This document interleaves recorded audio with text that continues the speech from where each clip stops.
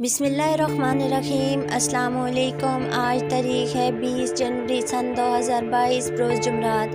अगर आप कुवैत के हालात और वाक़यात से बाखबर रहना चाहते हैं तो वीडियो को मुकम्मल देखें, चैनल को भी सब्सक्राइब कर दें और साथ में ही लगे बेल आइकन को भी दबा दें ताकि हमारी नई आने वाली वीडियो का नोटिफिकेशन आपको मिलता रहे।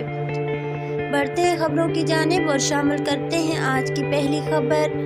27 जनवरी से कुवैत में वैक्सीनेशन की नई मुहिम का आगाज़। 27 जनवरी को सालमिया रीजन में प्राइवेट नर्सरियों में तमाम वर्कर्स को कोरोना वायरस से बचाव की वैक्सीन लगाने की मुहिम शुरू की जाएगी। तफसीलात के मुताबिक समाजी अमूर और कम्यूनिटी डेवलपमेंट की वजारत के अंडर सेक्रेटरी अब्दुल अजीज़ शोएब ने प्राइवेट नर्सरियों के मालिकान से मुतालबा किया है कि वह अपने मुलाजमीन के नामों का इंदराज कराएँ ताकि वो एंटी कोरोना वायरस की तीसरी बूस्टर खुराक लेने के लिए वजारत की कौंसल और सेहत के हकाम की जारी करदा हदायत के मुताबिक हों।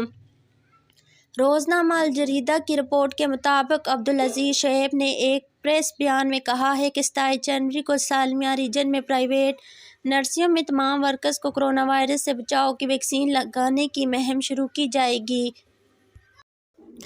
इस उम्मीद का इजहार करते हुए कि तमाम प्राइवेट नर्सरियां बच्चे और अपने कारकुनां की हिफाजत के लिए इस मुहिम की कामयाबी में बढ़ चढ़कर हिस्सा लेंगे, उन्होंने पिछली वैक्सीनेशन मुहिमों के दौरान नर्सरी मालिकान के तावन को सरखाते हुए अपने मुलाजमीन को वायरस से बचाव की वैक्सीन लगाने और इस हवाले से इनके ज़बरदस्त रद्द-ए-अमल को सरखाते हुए कहा है कि तीसरी बूस्टर खुराक इन लोगों को दी जाएगी जिन्होंने दूसरी खुराक लेने के 6 माह से तजवीज़ कर लिया है।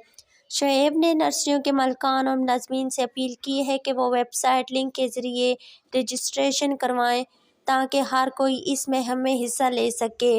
अब तक के लिए इतना ही। मज़ीद खबरों के लिए देखते रहिए कुवैत न्यूज़ सेंटर और मुझे दीजिए इजाज़त। अल्लाह हाफिज़।